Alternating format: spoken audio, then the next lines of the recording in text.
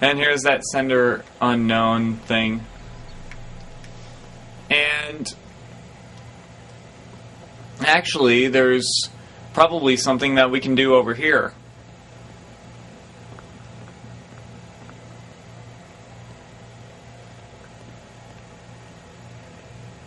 Okay, no.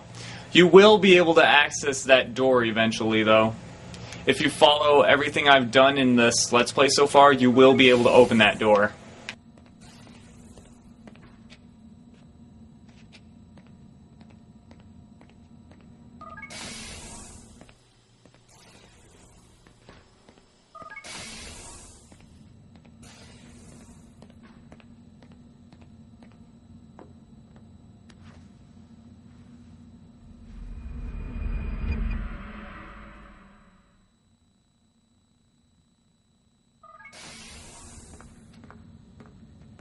Time's wasting, Mr. Miles.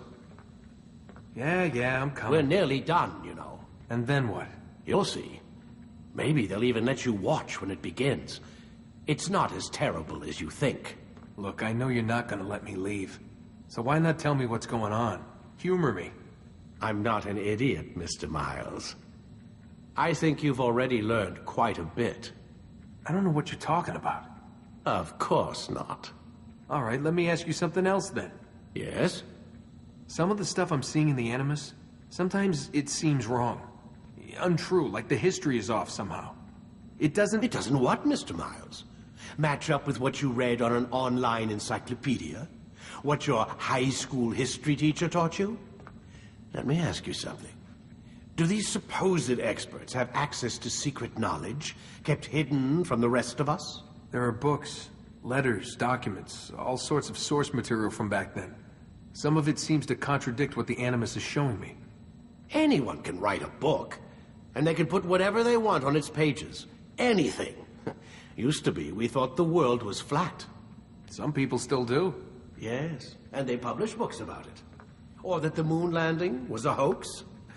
I believe there's also a book claims the world was created in 7 days. A bestseller, too. Where's this going, Doc? The point, I suppose, is that you shouldn't trust everything you hear, everything you read. What's that your ancestors said? Nothing is true? Everything is permitted. Yes, exactly. It's part of what makes the Animus so spectacular. There's no room for misinterpretation. There's always room. Touché, Mr. Miles. Now that I've answered your question, can we begin? That's pretty interesting. Vidic brought up the same point that Jubair brought up. When we killed him.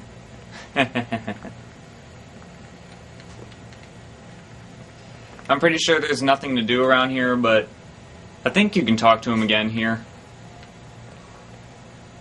I don't think I ever tried, but you know. I'm stalking you. I'm a stalker.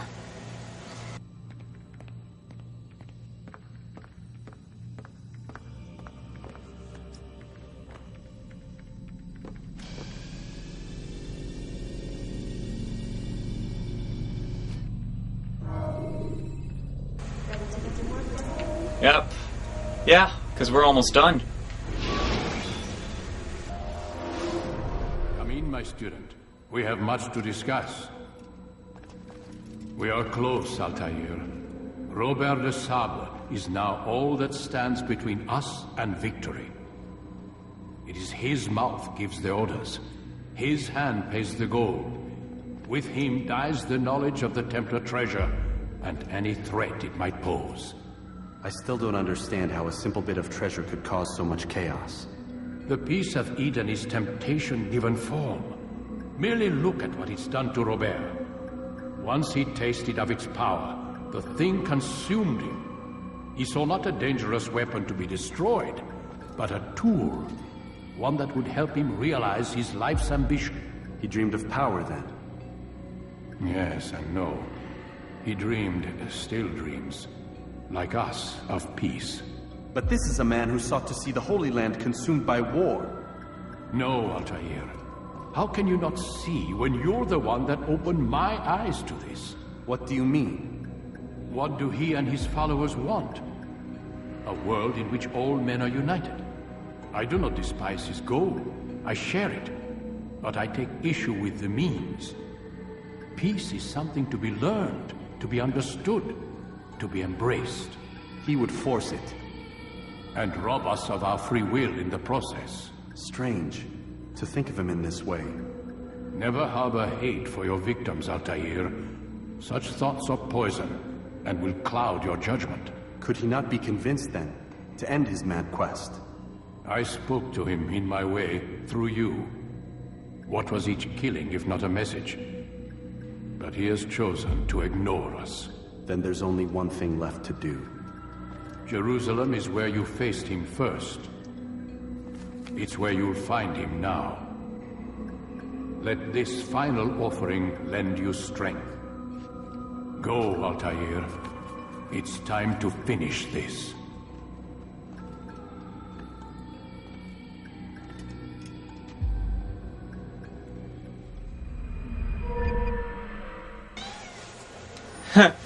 And Al-Mualim brought up the same point that Lucy brought up earlier. That was,